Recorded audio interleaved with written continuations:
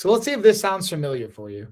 You know what to do. You've got all the bookmark tabs. You even have what you would consider a play-by-play plan in what to do. But somehow you're just having a gap between the knowledge and the actual doing, or even you've tried, but you continuously fail. And now you're at that place where you just feel like you want to give up, or you're like, you know what? It's just me. I'm going to go over why your system may be failing, as well as what you can actually do about it, and what I've learned from literally coaching thousands of people over the last almost 20 years, and what we're going to be able to implement in real time. And ideally walk away from today with the action-oriented steps. This is piggybacking on a series of content I put out over the last month. First, we were talking about the actual formula behind coaching that I've seen replicate time and time and time again that leads to success. It's a 4-part formula. So I want to introduce you to that if you're not familiar with it. If you've already seen this, it'll be a little bit of a review. Number 1, it is having awareness. Number 2, it is having intention. Number 3, taking action. And number 4, having accountability. All 4 of these things in the formula will yield results when it comes to coaching and growth. I talked about that in real strong detail last week and the week prior, so I won't do all of that. I'll touch on some of the core pieces. We'll talk about some of the insight and data related to that. But also we will look at what happens when the system fails and what contributes to that system potentially failing. Specifically, when it is in a pattern interrupt is what I like to refer to it as. So when we think about a pattern interrupt, we'll look at that defined, because you might be asking, what is even a pattern interrupt? First, I'll define that, and then we'll dive into the different types. There's really 2 different types of pattern interrupts or disruptions that I see when it comes to people's lives, what we're going to do with that information. And then, as always, you guys know I love to share data around the information I'm going to provide, backed by peer-reviewed journals and studies, so you know that the information is not just something anecdotally I'm seeing, but something we can replicate over and over and over again, and others and scientists have been able to do that. So with that being said, let's look at, again, the core framework here in the formula is awareness, that combined with intention, combined with action, combined with accountability will yield results. I want to give you some examples first of awareness in and of itself. So when you think about awareness, it's, again, having measurable data and insight. For example, I have this right next to me, so I'm just going to grab it. This isn't even like a sponsored thing, but Renfo is one of the brands that has gifted me products in the past. They have been a sponsor of mine. This is a traveling scale and circumference measurement tool. This is pretty cool. It's digital, it syncs up to the app, all that good stuff. The point is, that's an example of something we can use as a tool to create awareness. If I'm aware that my weight isn't where I want it to be, that's something I can then change. Oh, what's going on, Landon? What's up, Ash?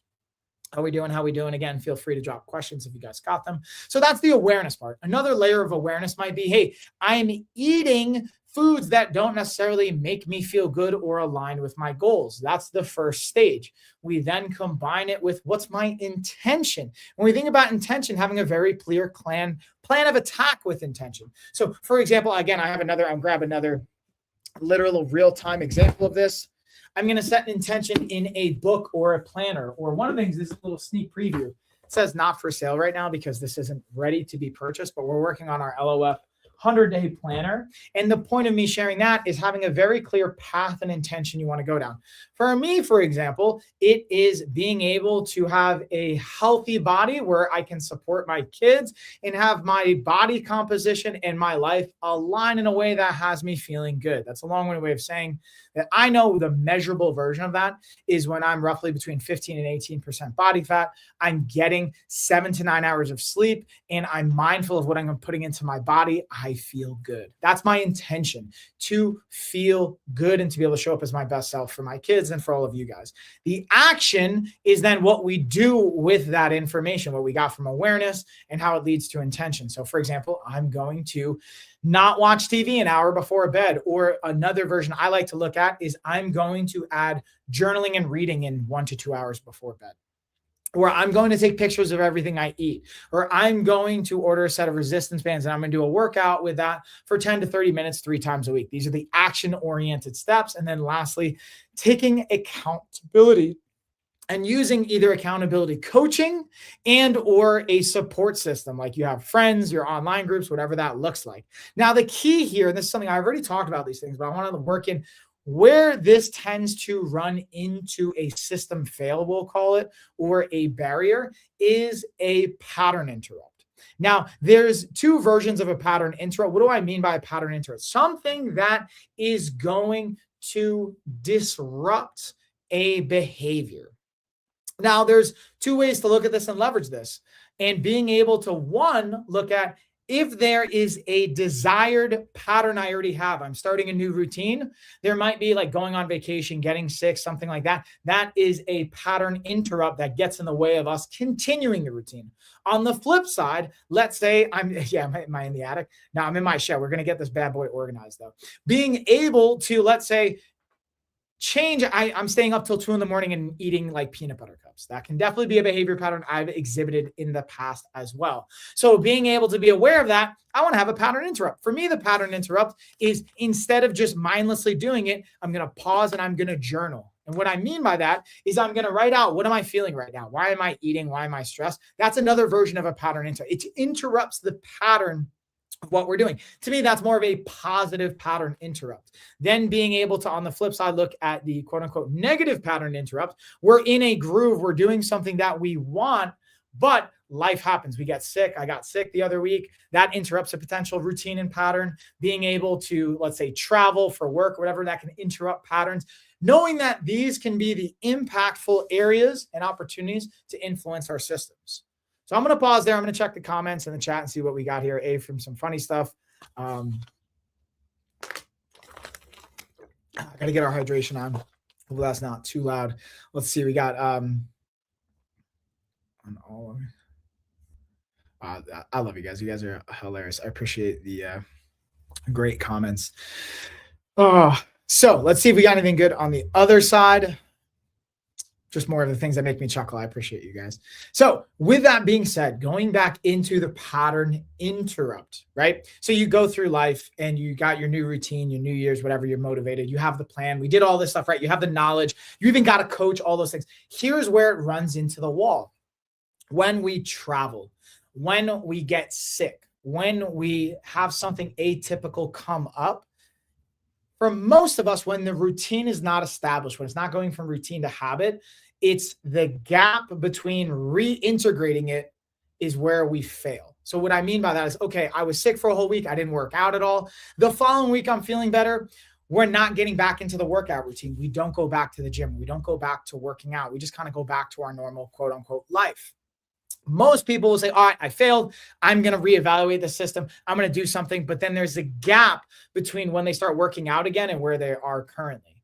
The idea is to try and shrink that gap as much as possible. So it's setting a realistic goal. That's where, again, having intentional action comes into play, and having accountability with a coach or somebody else is really valuable. Saying, okay, instead of me trying to do 30 to 45-minute workouts, or even for me lately, I've been loving an hour to an hour and 15-minute workouts. Today, I did a 30-minute workout.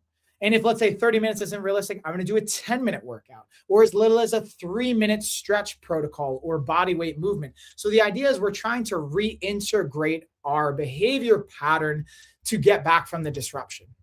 That is the massive takeaway I want to invite for you guys from this. I'm going to share a little bit of data that I've had in past live streams that I'll reiterate here as well. And then if you guys have questions on like even the products that I have behind me or different tools or things that we can leverage, feel free to let me know in the comments. And yes, don't worry, I'm going to redesign the space here so that slowly won't look like I'm in my attic and or shed. That's like our actual workspace, because I moved into a new shed here, which we're going to get rearranged. So number one, stress weakens executive function.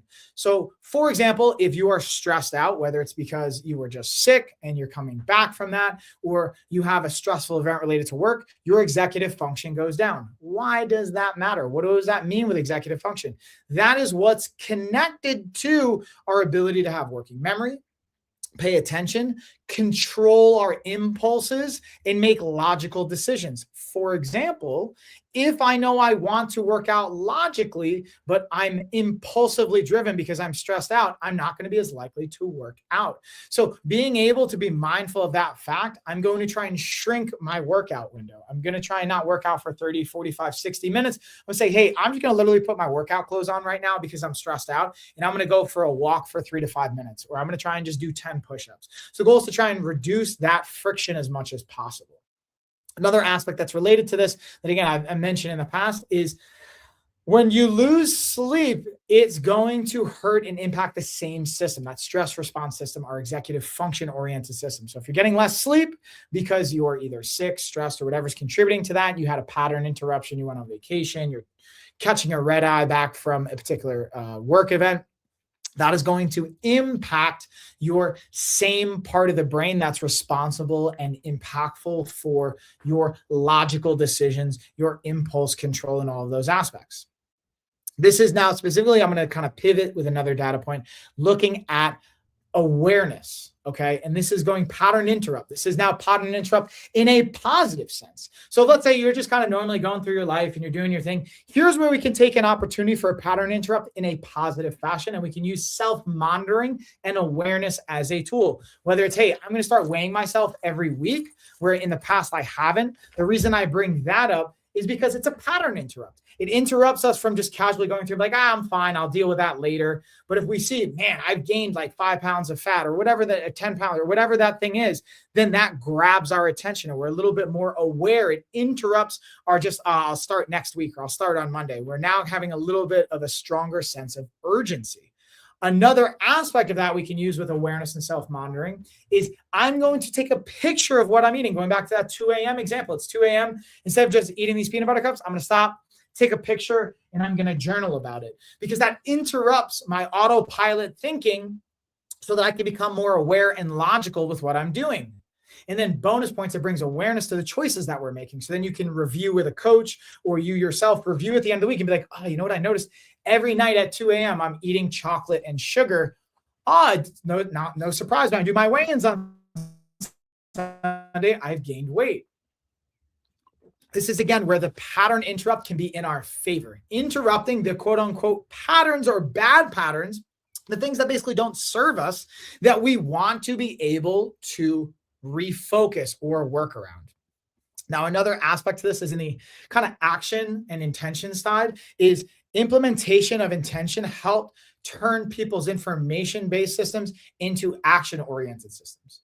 So being able to basically look at it from, if X happens, then I do Y type of a planner statement. So it's an if-then statement. So if I feel like eating Reese's at 2 a.m., then I'm going to pause, take a picture, maybe send it to my coach, send it to somebody, or just then decide if I still want to do it after doing that. So having a very intentional action and if-then statement becomes impactful. And that piggybacks on awareness. So, hey, we're bringing awareness to it, measuring things, or bringing some captured data, some objectivity to it. And then it allows us to have a gap in the bringing awareness to the then action. So we can be a little bit more logical about it. So where this comes into play is, again, if we're intentional with our actions, that will yield results. And then over time, we bring awareness to what is or is not working. And then we have layered accountability if it's working out for us. So intention gets stronger when it becomes specific. So when we have specificity to our actions, it will increase and get stronger. Not, I'll work out tomorrow or next Monday, but instead, if my normal workouts gets disrupted, an if-then statement, then I'm going to do 10 minutes of a band workout at home. Or again, if I don't eat dinner and then I just want to have dessert instead, then I'm going to pause, take a picture, send it to my coach. Or I'm going to pause, take a picture, and then decide if I really want to eat this. Or I'm going to journal about it and decide, is this an emotional-based decision or is this a rational-based decision? Now, again, I'm going to pause here, see if we got questions in the comments, and then I'm going to go into the next layer. And again, the goal of all of this is to not only drive action, but immediate action, things you can do right now, like right after you jump off of watching this or listening to this or reading this, or being able to even do it in real time. So let's also keep in mind that context is going to change and disrupt habits. So habit research shows that habits are cue dependent. So when context changes, old cues weaken, or environment changes, old cues can weaken, and old routines can often stop translating into the behavior and shift into something new. That's basically the habit discontinuity idea. So the idea here is your routine may not be broken because you're lazy. It may be broken because the cues that held it together disappeared. For example, our environment changes. I take my supplements in the morning on the same stable like area with my coffee, but when I travel, that doesn't come with me. And maybe even if I pack my supplements, it's not on the same nightstand that I traditionally use. So being able to be mindful of, okay, how do I lower that friction? You know what? I'm going to put it on the same nightstand where there's coffee, if there is a nightstand. If not, I'm going to put it in a place that's similar to where my coffee would be. Another example of this is, let's say you just had a new baby. You're getting less sleep. Maybe you got sick. Maybe you're shifting career paths or jobs or schedules. Any dynamic where things are atypical and uprooted, your change of environment, your change of cues will change your routine most likely. And sometimes that's for the better, but most of the times, if it's a routine we want, a change can lead to potential gaps. And that's where we get to be mindful of it. And again, have intentional action and accountability with our coach.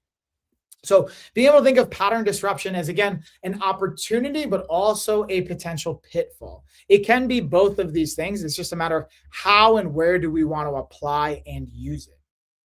So I kind of given you plenty of examples, and I want to pause to see. I'll invite you guys in the chat. If you have any particular situations that jumps out to you, I'll gladly speak to, but then I'll just keep rolling right along. So this same idea of habit discontinuity in literatures will suggest, in different studies will suggest, that moments of life change can be a window for, again, opportunity or, again, pitfalls. It just basically is a window for behavior change. Because, again, the cue is either weakening or shifting. There's an opportunity for a new cue to be installed. And I'm calling that opportunity very specifically. Now, it may feel like a daunting task as well. If you liked being able to have the same routine, for example, I like having my supplements by my coffee stand. So when I travel, if I don't have that, it's a little bit of a pain in the butt for me. But being very intentional, okay, how do I simplify? Instead of having all of this, I take like 5 different supplements in the morning. I'm going to maybe take 1, 2, or 3 of the most crucial ones that are easiest to travel with, and I'll combine it again with an easy, accessible morning routine. I drink my coffee, I have my protein shake, I take my supplements, boom. I don't have to worry about droppers and all the other things that I like to do. Being able to, again, have a pattern disruption as a potential danger. If you don't have a system, recognizing that, and then being able to recognize there's power if you apply it in a reset and install a system that works for you. So again, if what you're doing isn't working, this is an opportunity when change arises to install a new system. If what you're doing is working, but you notice, oh man, I have travel coming up, or oh man, I got sick, that's still an opportunity to get back to your system. The big opportunity I see for people that they're missing out on is a lot of times they try and install the same exact system, even though there's a gap. And what I mean by that is you get sick, like I was alluding to before, you travel, you're saying, all right, I'm going to pick up right where I left off. And that works if you have a really strong habit. Like for me, I can pretty much pick off right where I didn't do my 4x4 interval routine for almost 2 weeks. I was walking instead. I was able to pick it right back up today. I do 4 minutes, high intensity sprinting on my jump rope, high pace, or as high pace as I can maintain for the 4 minutes, and then take a 4-minute rest. I was able to jump right back into that today. However, last week, I wasn't doing that. I was walking as best I could. So being able to then say, okay, I'm going to do what I can. If it's walking, then we allow that, but being mindful of the intention and the system. This week, it's, hey, going back to that same kind of environmental cue of I have my little break here in between calls. I have 30 minutes, not an hour. I'm going to do this 30-minute interval routine and be able to implement it. Now, if I couldn't do that, if for whatever reason I was struggling, I'd allow myself to cut it in half and do 15 minutes or 16 minutes instead of 30. That's where having just the amount of reps and experience I do. And also I have coaches on my side. I have a great physical therapist. I have a great mindset coach. I have a great team of trainers. I have a great doctor and our medical director, Dr. Eric, on my side. Having all these resources, that's what's powerful about having the accountability is if I'm uncertain, I can literally just ask one of my coaching team members to be able to support me in that. That's why having a coach is so impactful. So the idea here also is having stable cues will help form habits. So again, on the flip side, if we're constantly changing, traveling, there's an uplift there, and that's where challenge. But on the flip side of that, if we have stability and we have the same type of cues, that's going to help reaffirm habits and have them solidify and form.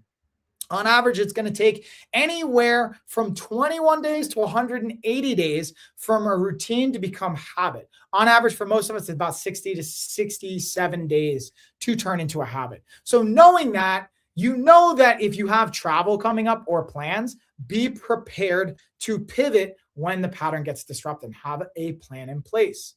So your good routine, if we think about our routine, it's going to need replicable cues. Okay, when I wake up in the morning, I see my actual supplements next to the coffee machine. That's a replicable cue constantly. I have low friction. It's not put away. That's a big one for me. It has to be in my line of sight. Otherwise, it's a higher friction point. I got to go in the cabin. I got to take it out. It may sound simple, but it's impactful.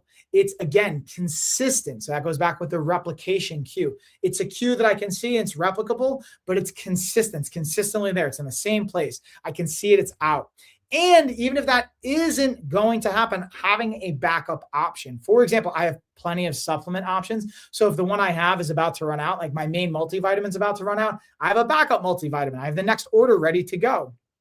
Or if we go on the flip side, working out, I have this awesome shed now that I get to work out in. It's not fully set up. So in the meantime, while it's getting set up, I have a backup plan. I have some bands inside the house that I'm going to use for my workouts, which is actually, I'm going to do a second workout today because I'm feeling good. I'm feeling myself. So I did my 30-minute intervals earlier. Now I'm going to dive into a resistance band workout program after this live stream, actually.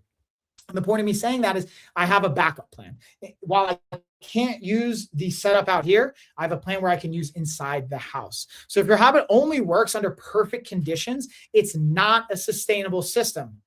It's a lucky dependent system. So you're depending on luck that everything goes exactly to plan, which is just not real life. More than likely, you're not going to get the perfect conditions in a replicable, sustainable, consistent fashion. So you want to have a plan in place for when ish hits the fan, when you get sick, when your dog breaks her leg, like that happened to us, when your kids get sick, when the schedule changes, when you have to cover shifts, when a call runs over and you only have 30 minutes instead of 45 or 60.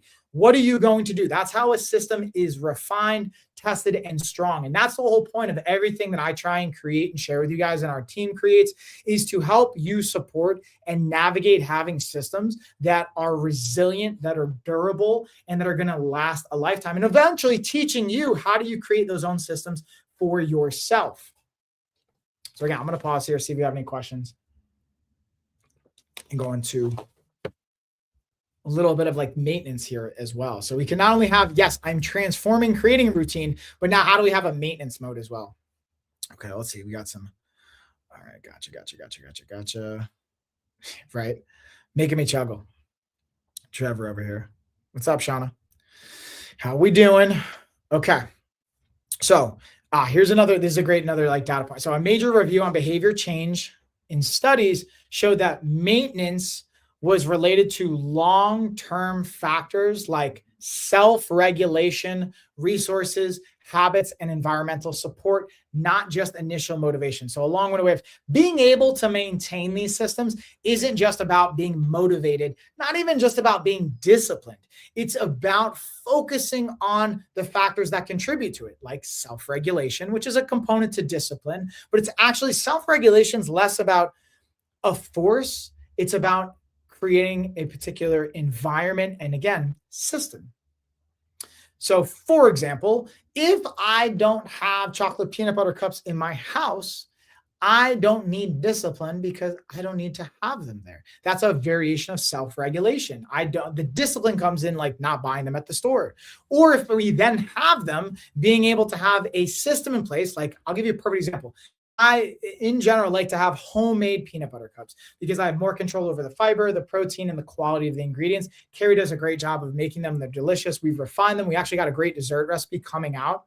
And basically what we want to do is lean on that as much as possible. But Carrie saw, hey, I saw like these Reese's were for sale for like two for one. So I got both of them. So now the temptation is like, oh man, I'm about to house 2 packs of Reese's if I'm not using self-regulation in my system.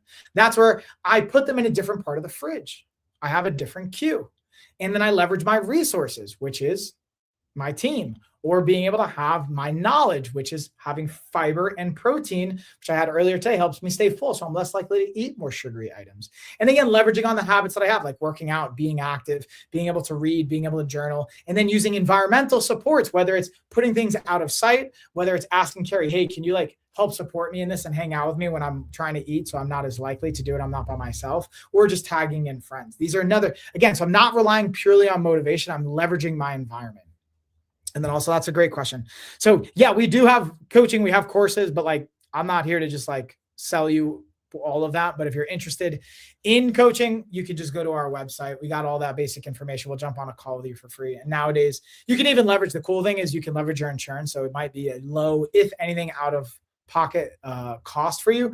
But to be honest, if you're curious, I'll give you a straight up answer. It can range anywhere from literally, we have $10,000 programs all the way down to $45 programs and everything in between. So it's really just a matter of what you're looking for. So I'm always torn because a lot of times people will be like, oh, what's the price? And they're like, you got to get on the phone with me to tell you. We're like, won't just share it. And there's a good reason to that, but I like to be very honest with you guys and transparent. I don't want to waste your time or mine. If you're interested in coaching, we're not the cheapest program and platform. If you're paying cash, we're probably one of the more expensive ones, but nowadays that's why I added insurance options. So you can actually use your health insurance to cover the cost of it, or use HSA and FSA programs. So, and again, it's everything in between. We have, it's just a matter of what you're looking for. So hopefully that helps, by the way, Shauna. And again, happy to jump on a call with you. You can go to our website and just schedule a free complimentary consult to see like, hey, what could be a good fit? And even just starting with things, the best way to start, honestly, is with our diagnostic session. We run everybody through a diagnostic, and you're able to do basically a 30 to 45 minute workout. Then we go over your nutrition. We'll go over your plan. We then give you a 100-day plan. You can either implement on your own, or you can actually hire our coaching team to help support you with the accountability. Or you could actually go to another coach, go to another trainer, but we'll at least have a plan in place that has been thoughtfully designed with myself, with our team, and with our medical director, Dr. Eric, that's customized for you.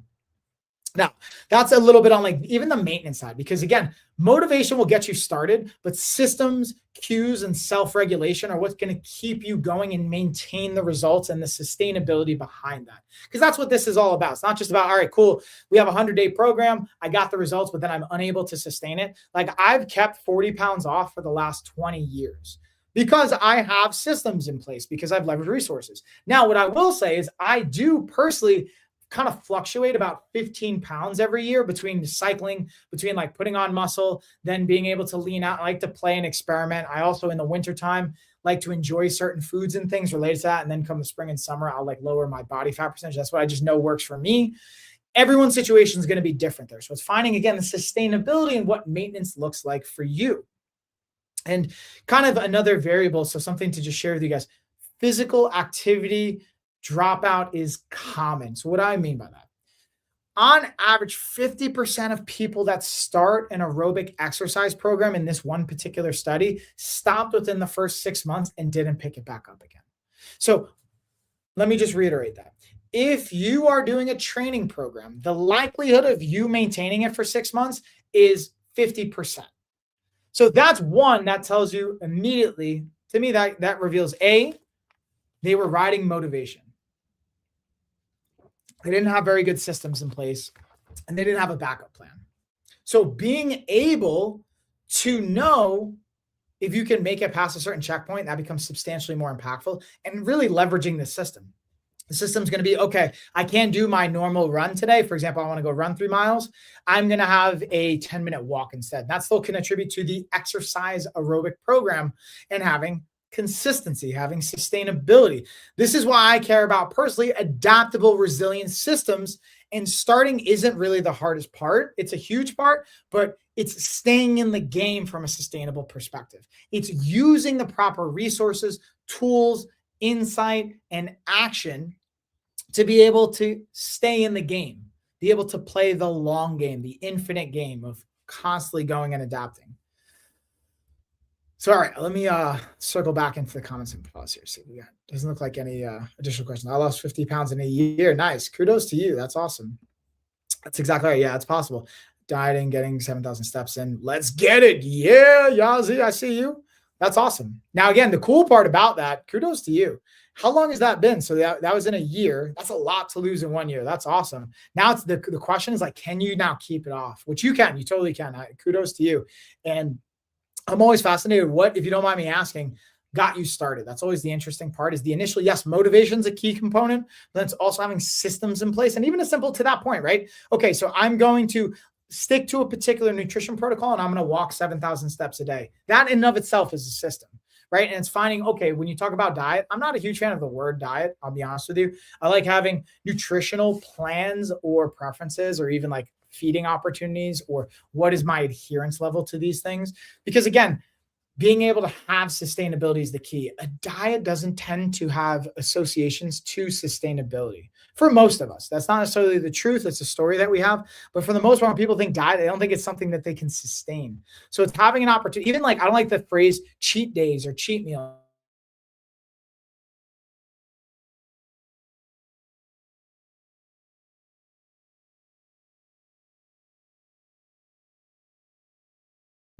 That's a key component to it. So just to kind of recap, I want to again connect what I just talked about to, again, this 4-step formula, because this formula in and of itself is, to me, the most impactful part, is having awareness. But now let's look at, where can awareness fail? If you don't track, if you're not measuring, like whether like circumference measurements, your scale, body fat composition, if you're not tracking your, let's say, meals, tracking your steps, tracking your workouts, if you're not tracking, that's where awareness can fail. Stress will also blur self-perception. So if you're relying purely on your own subjective interpretation, especially when you're stressed, it's going to fail. So that's where taking pictures is another version of tracking, by the way, because you could say, oh, I think I looked good in this, or I didn't look good in that. But if you take a picture, the picture won't lie. The images won't lie. Also, even another way of tracking is what clothes fit you. Because like, okay, I'm a 34 waist, or I'm really a 33 waist. Like, but I usually fluctuate. So I like saying 33. I know when I'm at my leanest, I'm usually like 32-inch waist in the summertime. In the winter, I'll go up to maybe a 34-inch waist. Usually it's like 33. So the point is, that's a measurable component we can use our clothes for. Also, thank you for the follow, Earwood. I appreciate you. So that's another, knowing where this can potentially have pitfalls and where the systems can fail. When it comes to awareness of the 4-part system, awareness, intention, action, and accountability. With awareness, where you can fail is you're not tracking. You let stress blur your own self-perception of what's working or not, or you can't even remember what you ate the other day. And then routines become automatic and invisible. That's the other piece too. So you're unaware of even what your routine is, and you may even forget. So being able to bring awareness to it, and just the data behind this and what science would support, is self-monitoring simply works. It will increase your adherence level by over 30%, and stress will impair your logic and rational decision-making. So being able to not rely on your rational mind and have data to objectively measure things becomes really impactful and supportive over the long term. Oh, what's up, Johnny? You know what's up. Yeah, I'm just getting excited, dude. So now let's look at intention. Again, the second part of this 4-step formula. When intention can fail, it's around goals are vague. They're not very clear and specific. Plans aren't converted into an if-then step or action. For example, if I can't make my normal workout, then I'm going to do a 10 banded workout at home. So plans aren't converted into that if-then backup. You're going to more than likely fail when it comes to the intention. Your identity and environment don't match the goal. For example, if I am a healthy, conscious father, health coach, and business owner, I don't have Doritos and all these things in my cabinets, for example. You could even argue I wouldn't have Reese's in my fridge, but that's like my one thing. I personally just enjoy them, and I make homemade peanut butter cups, but I don't have a million packs of them, for example. So figuring out what is the identity that I'm going to anchor myself to, and what does that identity and environment look like? Are those things aligned? Does the choice I'm about to make align with the reality I want to create? Does that match my goal? If it doesn't, again, not right or wrong, good or bad, just that's something to take note of and something to evaluate. And being able to look at the science behind